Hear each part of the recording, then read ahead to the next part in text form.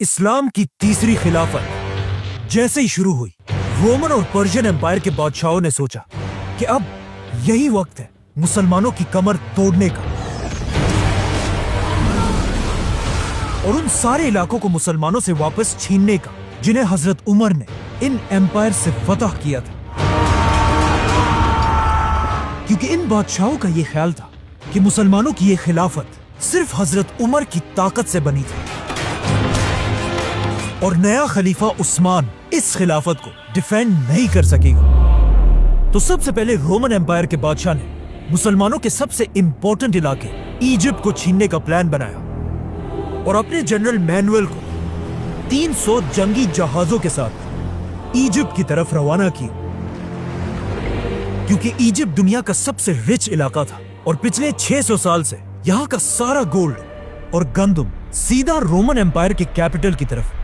بھیجا جاتا تھا۔ لیکن اب حضرت عمر کی خلافت میں ایجپٹ کو فتح کرنے کے بعد یہاں کا سارا مال رومن امپائر کے بجائے مسلمانوں کے کیپٹل مدینہ کی طرف جانے لگا اور یہ رومن امپائر کی اکانومی کے لیے ایک بہت بڑا دھچکا تھا۔ اسی لیے 300 جہازوں میں رومن امپائر کی بہت بڑی فوج مسلمانوں کے ایجپٹ کی طرف بہت تیزی سے بڑھ رہی تھی اور اس فوج سے لڑنا کوئی آسان کام نہیں تھا۔ اسی لیے سارے مسلمان ایجپٹ کو فتح کرنے والے صحابی اور جنرل عمر بن عاص کی طرف دیکھنے لگے، لیکن یہاں پر ایک بہت بڑا مسئلہ تھا۔ مسلمانوں کے جنرل عمر بن عاص کو اس حملے سے پہلے ہی ان کی پوزیشن سے ہٹا دیا گیا تھا۔ اصل میں اس سے کچھ ہی سال پہلے عمر بن عاص رضی اللہ تعالیٰ عنہ نے حضرت عمر کے دور میں پہلی بار ایجپٹ فتح کی، جسے ہم پورا ایکسپلین کر چکے۔ ایجپٹ فتح کرنے کے بعد خلیفہ عمر رضی اللہ تعالیٰ عنہ نے عمر بن عاص کو پورے ایجپٹ کا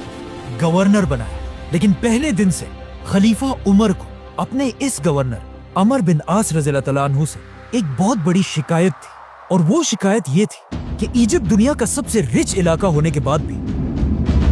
حضرت عمر بن عاص وہاں سے مدینہ کی طرف بہت کم ٹیکس بھیج رہے تھے، اور حضرت عمر اس بات سے بالکل بھی خوش نہیں تھے۔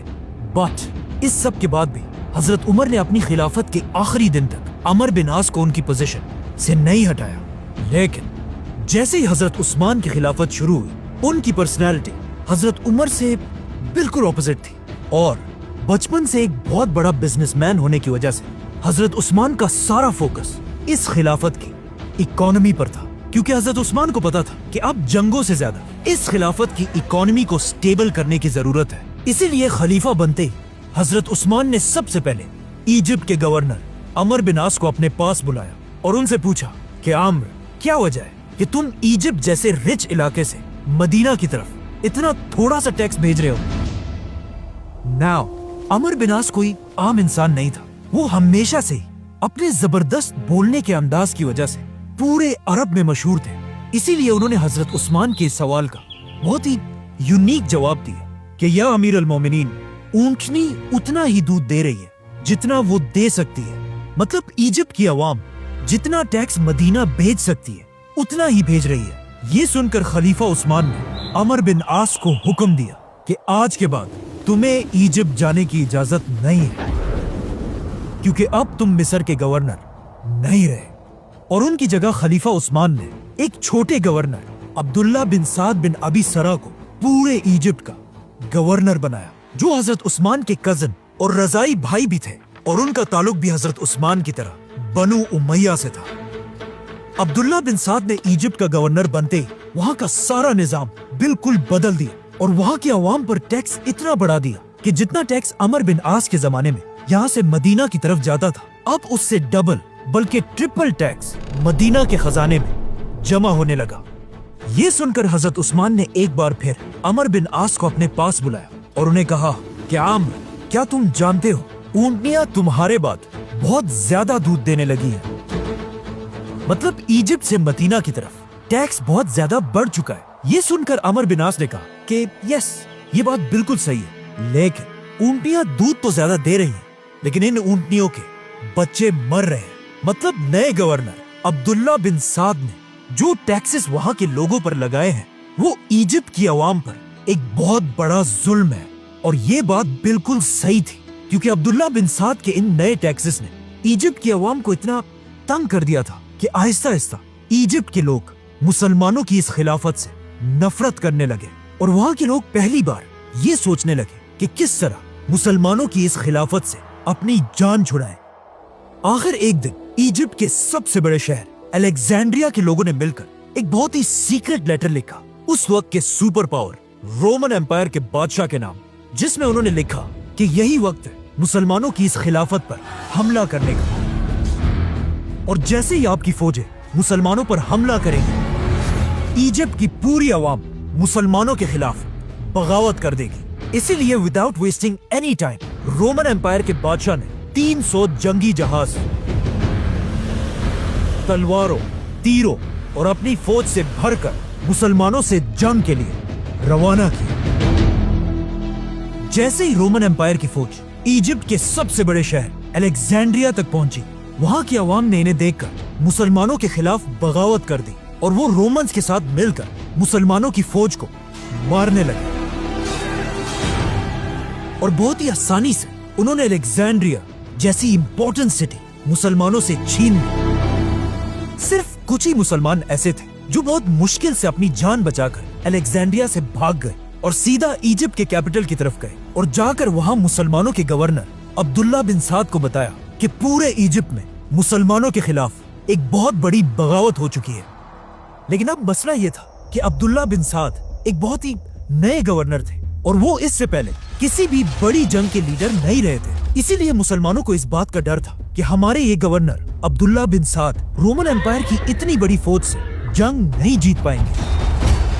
اور ایجپٹ ہمیشہ کے لیے مسلمانوں کے ہاتھ سے نکل جائے گا۔ اسی لیے ایجپٹ کے مسلمانوں نے مل کر خلیفہ عثمان رضی اللہ تعالیٰ عنہ کی طرف ایک لیٹر بھیجا کہ آپ عبداللہ بن سعد کو ہٹا کر ان کی جگہ دوبارہ عمر بن عاص کو ایجپٹ کا گورنر بنائیں، کیونکہ عمر بن عاص ایک بہت بڑے لیڈر اور جنرل تھے۔ انہوں نے اس سے پہلے بھی پورے ایجپٹ کو فتح کیا تھا، جس کی وجہ سے اب تک رومن امپائر کی فوج کے دلوں میں عمر بن عاص کے نام کا خوف تھا۔ یہ دیکھ کر حضرت عثمان نے بالکل ایسا ہی کیا، اور عمر بن عاص رضی اللہ تعالیٰ عنہ کو دوبارہ گورنر بنا کر 15,000 کی فوج کے ساتھ رومن امپائر سے لڑنے کے لیے روانہ کیا۔ ناؤ جو مسلمان اس سے پہلے رومن امپائر کی فوج کے سامنے بالکل مایوس ہو چکے تھے، اب عمر بن عاص کو ایجپٹ میں داخل ہوتا ہوا دیکھ کر وہ سب لڑنے کے لیے دوبارہ تیار ہوئے، اور حضرت عمر بن عاص کے حکم کا انتظار کرنے لگے۔ لیکن جیسے ہی عمر بن عاص مسلمانوں کے کیپٹل پہنچے، انہوں نے مسلمانوں کو کلیئرلی کہا کہ ہم جنگ نہیں لڑیں گے، کیونکہ انہیں پتا تھا کہ ایجپٹ کی عوام نے صرف اور صرف عبداللہ بن سعد کے سخت ٹیکسوں کی وجہ سے مسلمانوں کے خلاف بغاوت کی ہے۔ اس کے علاوہ انہیں مسلمانوں سے کوئی شکایت نہیں ہے، اور یہاں کی عوام بالکل بھول چکی ہے کہ اصل میں رومن امپائر کتنی ظالم امپائر ہے۔ عمر بن عاص رضی اللہ تعالیٰ عنہ مسلمانوں کو سمجھانے لگے کہ جب ایجپٹ کی عوام رومن امپائر کے ظلم کو دیکھے گی، وہ خود بخود ان کے خلاف ہو جائیں گے، اور ہم جنگ کے بغیر ہی جیت جائیں گے۔ جو حضرت عمر بن عاص نے کہا تھا ایگزیکٹلی ایسا ہی ہوا۔ رومن امپائر ایجپٹ پر حملے کے بعد یہاں کے ہزاروں انسنٹ لوگوں کو مارنے لگی، ان کے دکانوں اور گھروں کو لوٹنے لگی، اور ایون ان کی عورتوں اور بچوں کو بھی نہیں چھوڑا۔ اسی طرح ظلم کرتے ہوئے جیسے ہی رومن امپائر کی فوج مسلمانوں کے کیپٹل کے قریب پہنچی، وہ اس وقت تک یہاں کی عوام پر اتنا ظلم کر چکی تھی کہ اب حالات بالکل بدل چکے تھے۔ مطلب ایجپٹ کی ساری عوام رومن امپائر کو چھوڑ کر مسلمانوں کے ساتھ مل چکی تھی۔ یہ دیکھ کر عمر بن عاص نے فائنلی مسلمانوں کو حملے کا حکم دیا، اور آخر ایک بہت خطرناک جنگ کے بعد مسلمان یہ جنگ جیت گئے، اور رومن امپائر کی فوج ہمیشہ کے لیے ایجپٹ کو چھوڑ کر بھاگ گئی۔ حضرت عثمان کی خلافت میں مسلمانوں کی یہ فتح اتنی بڑی تھی کہ اگلے 1000 سال تک کوئی بھی مسلمانوں سے ایجپٹ نہیں چھین سکا، اور آج تک ایجپٹ مسلمانوں کے کنٹرول میں ہے۔ حضرت عمر بن عاص نے جنگ جیتنے کے بعد وہ سارا مال ایجپٹ کے لوگوں کو واپس کر دیا جو ان سے لوٹا گیا تھا، اور اب ان کا یہ خیال تھا کہ فائنلی حضرت عثمان انہیں ایجپٹ کا گورنر بنائیں گے۔ لیکن حضرت عثمان نے ایسا نہیں کیا، بلکہ انہیں ایک آفر دی کہ آج سے تم ایجپٹ کے آرمی چیف ہو گئے اور عبداللہ بن سعد گورنر۔ لیکن عمر بن عاص نے انہیں کہا کہ